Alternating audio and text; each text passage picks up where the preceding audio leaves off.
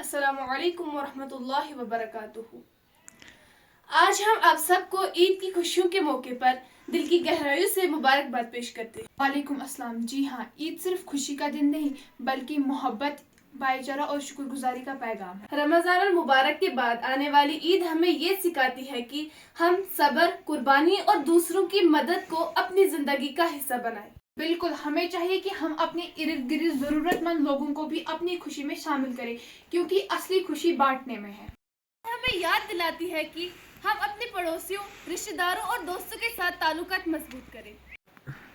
دلوں سے نفرت کو نکال کے محبت اور معافی کو اپنائیں، یہی ہے عید کا اصلی پیغام۔ آئے ہم سب عہد کریں کہ ہم عید کی خوشیاں صرف ایک دن تک محدود نہیں رکھیں بلکہ روزمرہ زندگی کا حصہ بنائیں۔ اللہ تعالیٰ ہم سب کو نیکی کے راستے پر چلنے کی توفیق عطا فرمائے۔ آمین۔ آپ سب کو امیر کبیر میموریل انسٹیٹیوٹ شاداب کریوا اور ہماری طرف سے دل کی گہرائیوں سے عید مبارک۔